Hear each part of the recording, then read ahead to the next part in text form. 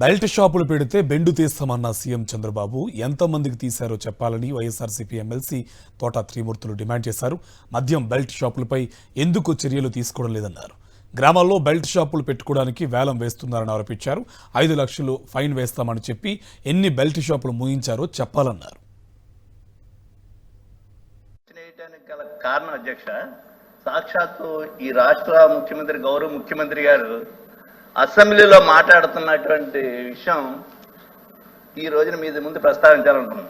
Belt shop ఎక్కడన్నా పెడితే bend తీస్తారని చెప్పినటువంటి గౌరవ ముఖ్యమంత్రి గారు చెప్పినటువంటి విషయాన్ని తమ దృష్టికి తీసుకొస్తున్నాం. ఎందుకంటే బెల్ట్ షాపు తీయాలా ఉంచాలని మేము చెప్పింది కాదు. బెల్ట్ షాప్ ఎవరన్నా పెట్టి ఉంటే అందులో మంత్రులు ఎమ్మెల్యేలు ఎవరు ఇన్వాల్వ్ అయినా బెల్ట్ షాప్ పెడితే బెండ్ తీస్తానని చెప్పేసి అసెంబ్లీ సాక్షిగా చెప్పినటువంటి విషయాన్ని నేను విన్నాను సార్. అది ఈరోజు ప్రతి గ్రామంలోనే బెల్ట్ షాపులు ఎక్కడ పెడితే అక్కడ కనబడుతున్నాయి. బెల్ట్ షాప్ తీయండి అని మేము చెప్పట్లేదు, మీరు చెప్పినటువంటి విషయాన్ని మేము అడుగుతున్నాం.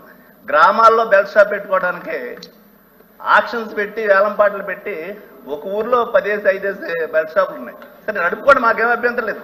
దాని మీద బెల్ట్ షాప్ పెడితే బెండ్ తీస్తానని చెప్పేసి ముఖ్యమంత్రి గారు సాక్షాత్తు గౌరవ ముఖ్యమంత్రి గారు మాట్లాడిన దాని గురించి అడగటం అనేటువంటిది జరుగుతుంది అధ్యక్ష.